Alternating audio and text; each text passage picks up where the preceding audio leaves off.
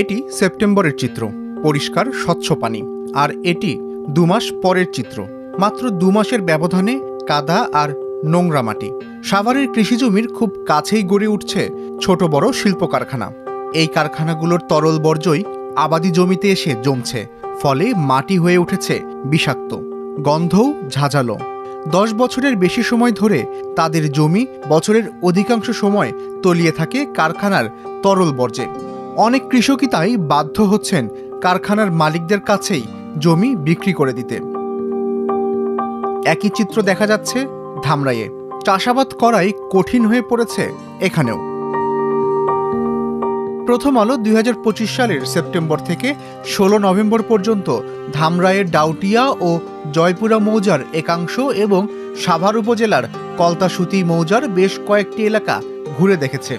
এসব এলাকা থেকে সংগ্রহ করা মাটি, পানি ও ধানের নমুনা পরীক্ষা করিয়ে ক্ষতিকর রাসায়নিকের মাত্রাতিরিক্ত উপস্থিতি নিশ্চিত হওয়া গেছে। আগে কিন্তু খাল খলন ছিল, এই খাল খলনগুলো বইরে গেছে গা ইংরাস্টানের পানিতে, ডেটল ক্লোরিনের এসিডের পানি আসে, ওই পানিতে আমাকে হাজার হাজার লক্ষ লক্ষ কোটি জায়গা আমাকে বাতিল করে গেছে। আমরা ভাত খাই বান্য হন।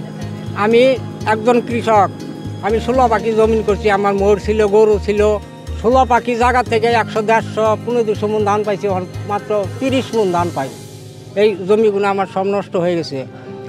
তারপরে এই যদি এই আমাদের সরকার যদি খাল খলন করে দেয়, তাহলে আমাদের এই জমিগুলো রক্ষা হবে। সরকারের কাছে আমাকে এইটাই অনুরোধ, দাবি, সরকার জানি আমাকে খাল খলনটা এই কাইটা দেয়। আগেও ছিল, ওই ময়লার পানি, ওই আবর্জনায় ওই খাল খলনগুলো বইরে গেছে গা।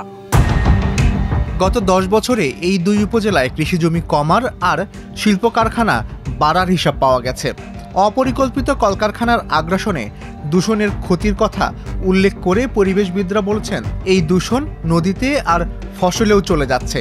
বৃষ্টির পানিতে মিশে বর্জ্য ছড়িয়ে পড়ছে, জমে থাকছে বিস্তীর্ণ ফসলি মাঠে। উপজেলা কৃষি কর্মকর্তার কার্যালয়ের তথ্য বলছে, কলতাসুতি মৌজায় 395 হেক্টর কৃষি জমির মধ্যে 80 হেক্টর জমি এভাবে ক্ষতিগ্রস্ত হয়েছে। একের পর এক অপরিকল্পিত শিল্প কারখানা গড়ে ওঠার কারণে কৃষকের ক্ষতির প্রকট চিত্র দেখা যায়।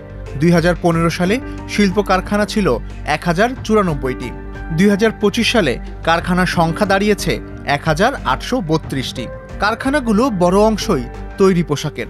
10 বছর আগে যেগুলোর সংখ্যা ছিল 758টি, তার 40টির মতো বন্ধ হয়ে গেছে। অন্যান্য শিল্প কারখানার মধ্যে রয়েছে ওষুধ, খাদ্য, প্লাস্টিক পণ্য, সিরামিক পণ্য, চামড়াজাত পণ্য ও প্রক্রিয়াজাতকরণ এবং ব্যাটারি প্রস্তুতকারী প্রতিষ্ঠান। আমরা ক্ষেত করা হয় না, আমরা ক্ষেতে চাষবাস করা হয় না, পানি তলিয়ে যায়। আর মেল কারখানার পানি হাতরে থাকি, পানিতে নামলে চুলকায়, এই খাই যাই বাঁচি না। আর ক্ষেত খোলাও করা হয় না, ক্ষেত খোলা অবিরত তলিয়ে থাকি, আর চাষাবাদ করা হয় না। এই 5 বছর আগে আমি 30 বার টাকা বলছিলাম, এখন পানিতে চুলকায় আর বলতে পারি না। এই যে কারখানার সংখ্যা বেড়েছে, এর সঙ্গে বেড়েছে কৃষকের দুঃখ। এই অঞ্চলের কৃষকেরা বলেন, ডাউটিয়া এবং লাগোয়া জয়পুরা মৌজার প্রায় 200 একর জমিতে 8 থেকে 10 বছর ধরে এভাবে পানি জমছে। সেই পানিতে মিশছে কারখানার তরল বর্জ্য। দুর্গন্ধযুক্ত এসব বর্জ্য মাটিতেও গেড়ে বসছে। বৃষ্টির পানি বেরোনোর পথ বন্ধ হচ্ছে, খাল নালা ভরাট ও দখল হচ্ছে, আর কৃষিজ জমিগুলো পরিণত হচ্ছে স্থায়ী ডোবায়। উঁচু কিছু জমিতে তারা এখন ধান বুনছেন, কিন্তু সে ধানে চিটার পরিমাণ বেড়ে গেছে। এসব বর্জ্য পানিতে নেমে কৃষকের চর্মরোগ হচ্ছে। তবে এ দুর্ভোগের মাত্রা কত বাড়তে পারে, সেই বিষয়টি জানতেই মাটি পরীক্ষার ফলাফল প্রথম আলো তুলে এনেছে জাহাঙ্গীরনগর বিশ্ববিদ্যালয়ের পরিবেশ বিজ্ঞান বিভাগের সহযোগিতায়। তারা ডাউটিয়া এবং কলতাসুতি মৌজার কৃষিজমি ও আশপাশের পানির উৎস, মাটি এবং এই অঞ্চলের উৎপাদিত ধান পরীক্ষা করেছে।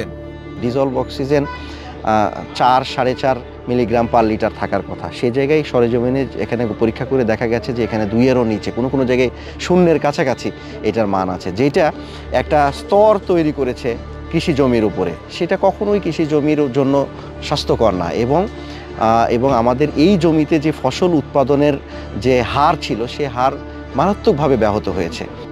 এই অঞ্চলের কৃষি জমির শুধু ক্ষতিই হয়নি, কমেছে আবাদি জমির পরিমাণও।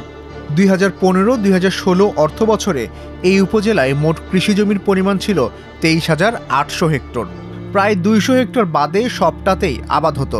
2024-2025 অর্থ বছরে মোট কৃষি জমি ও আবাদি জমি দুটোই অনেক কমে গেছে। আবাদি জমি কমেছে 1,127 হেক্টর। এসব জমিতে কাজ করতে কৃষকরা শারীরিক ক্ষতির মুখে পড়ছেন, চর্মরোগ বাড়ছে। এর পিছনে সবচেয়ে বড় কারণগুলো হলো আমাদের সাভার এবং ধামরাই অঞ্চলে বেশ কিছু ইন্ডাস্ট্রি, যেমন টেক্সটাইল, ট্যানারি, রাসায়নিক এবং রঙের বেশ কিছু ইন্ডাস্ট্রি, যেগুলো থেকে অপরিশোধিত তরল বর্জ্য আমাদের নদী নালায় পড়ে এবং সেগুলা নদী নালা থেকে কৃষি জমিতে এবং কৃষি জমি থেকে পরবর্তীতে আমাদের ফসলে সেই হেভি মেটাল বা ইন্ডাস্ট্রিয়াল পলিউশনগুলো চলে আসে। এই ধরনের ভারী ধাতুগুলো আমাদের ক্যান্সার, তারপর লিভার ও কিডনি বিকল হয়ে যাওয়া, শিশুদের বুদ্ধি বিকাশের সমস্যা হয়, তারপর উচ্চ রক্তচাপ হতে পারে, অ্যানিমিয়া হতে পারে, হৃদরোগ হতে পারে। সো এই ধরনের নানা ধরনের স্বাস্থ্য ঝুঁকির কারণ হতে পারে আমাদের এই ভারী ধাতুগুলো। দুটি এলাকায় পানি জলজ জীবনের জন্য প্রায় প্রাণঘাতী পর্যায়ে চলে গেছে।